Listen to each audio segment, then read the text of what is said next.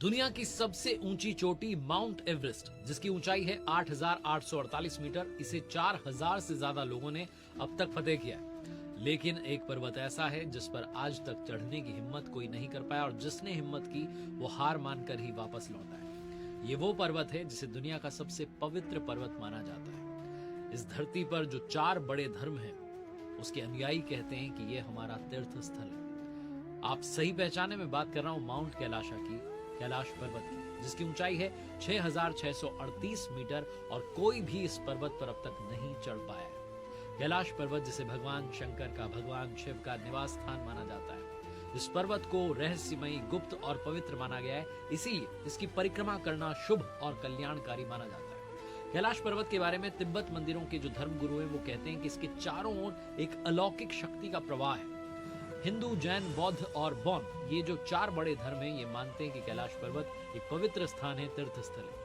बहुत पुरानी तिब्बती किंवदंती है जिसमें कहा गया कि किसी भी नश्वर को कभी भी कैलाश पर्वत पर चढ़ने की अनुमति नहीं दी जाती है। ये वो जगह है जहां बादलों के बीच में देवताओं का निवास है। जो भी इस पवित्र पर्वत पर चढ़ने की कोशिश करता है, देवताओं के चेहरे को देखने की हिम्मत करता है, उन्हें मृत्यु प्राप्त होती है। इस पर्वत पर चढ़ने की कोशिश करने वाले कई सारे माउंटेनियर्स में से एक कर्नल विल्सन ने कहा कि जब वो चढ़ रहे थे उन्हें लगा कि यात्रा बहुत इजी है, बहुत आसान सी है, लेकिन तभी अचानक से बहुत तेज जो थी बर्फबारी होने लगी, और इस वजह से उन्हें वापस आना पड़ा। इससे पहले कि मैं आपको बताऊं कि क्यों वहां पहुंचना नामुमकिन है, बात करते हैं उन 2 रास्तों की जिनके जरिए आप वहां तक जा सकते हैं। पहला उत्तराखंड से होकर के जाता है भारत में, लेकिन बहुत मुश्किल है, पैदल ये यात्रा संभव हो सकती है। दूसरा नेपाल के काठमांडू से होकर के जाता है, और ज्यादातर जो यात्री हैं वो दूसरे वाले रास्ते के जरिए वहां तक पहुंचते हैं। सर्गेई सिस्टियाकोव एक रशियन माउंटेनियर हुए हैं जिन्होंने कि माउंट कैलाशा पर ना चढ़ पाने का एक बहुत ही चौंकाने वाला तर्क दिया। वो कहते हैं कि जब हम पहाड़ के उस आधार के पास में पहुंचे, बेस के पास में पहुंचे, तो मेरा दिल जो था बड़ी तेजी से धड़कने लगा। मैं पवित्र पर्वत के सामने था जो मुझसे कह रहा था कि मुझे हराना इम्पॉसिबल।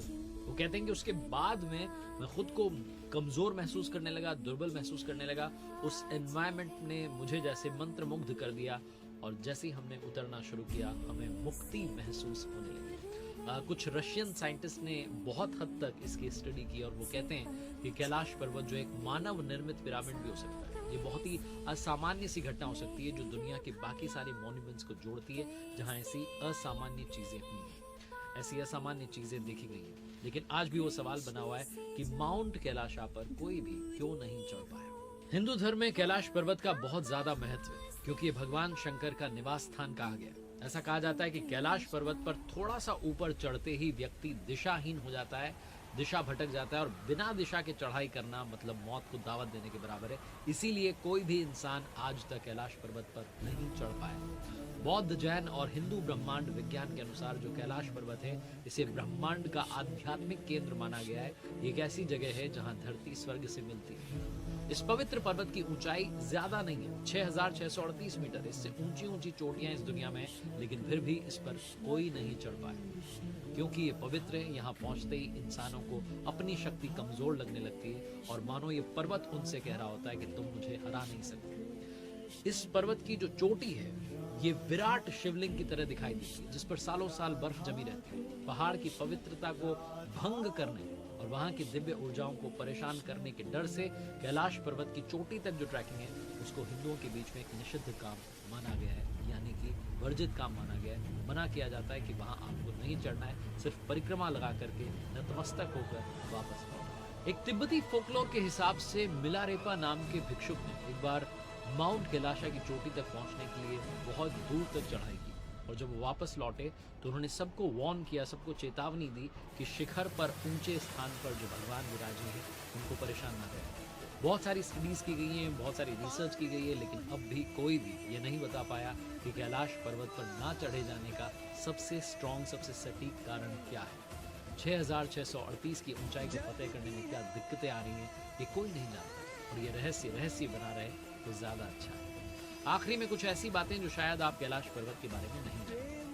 पहली, कैलाश पर्वत की चोटी पर 2 झीलें हैं। पहली मानसरोवर झील है जो कि दुनिया की सबसे ऊंचाई पर स्थित शुद्ध पानी की सबसे बड़ी झील है। इसका जो आकार है वो सूर्य के समान कहा जाता है। और दूसरी जो है वो राक्षस झील है जो दुनिया की सबसे ऊंचाई पर स्थित खारे पानी की सबसे बड़ी झील है, और इसका आकार जो है चंद्रमा के समान माना जाता है। ये दोनों झीलें यहाँ पर कैसे बनी, साइंटिस्ट आज भी इसकी रिसर्च कर रहे हैं। कहा जाता है कि कैलाश पर्वत या मानसरोवर झील के पास जाने वाले लोगों को लगातार एक ध्वनि सुनाई देती है, जैसे कि आसपास कोई हवाई जहाज उड़ रहा हो, लेकिन वहां हवाई जहाज का उड़ना मना है। ये ध्वनि अगर आप ध्यान से सुने तो ये आवाज डमरू या ओम की तरह सुनाई देती है। साइंटिस्ट कहते हैं कि हो सकता है ये आवाज बर्फ के पिघलने की हो, लेकिन धर्म के अनुयायी कहते हैं कि आवाज ओमकार की है।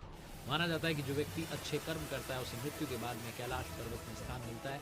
यहाँ प्राचीन काल से अच्छी आत्माओं का वास माना गया है। पवित्र कैलाश पर्वत की यात्रा से लौटने के बाद अगर आप अपने नाखूनों को, बालों को कुछ mm तक बढ़ा हुआ पाते हैं तो सरप्राइज मत होइएगा, क्योंकि तीर्थ यात्रियों ने पता लगाया कि इस पवित्र प्राचीन पर्वत की चोटी की हवा उम्र बढ़ने की प्रोसेस को तेज कर देती है। एक बार साइबेरियन माउंटेनियर्स का ग्रुप एक डिसाइडेड पॉइंट से आगे चला गया था, वो तुरंत बूढ़े हो गए। और कमाल की बात ये रही, चौंकाने वाली, कि उन सारे लोगों की मृत्यु 1 साल के अंदर उसी वृद्धावस्था में हुई। कैलाश पर्वत के बारे में सिर्फ यही कहूंगा, भगवान शंकर का निवास स्थान, जहां बर्फ ही बर्फ में भोलेनाथ शंभु तप में लीन, शालीनता से शांत, निश्चल, अघोर धारण किए हुए एकांत तप में लीन है। पवित्रता बनी रहे, रहस्य बरकरार रहे। जय शिव शंभु।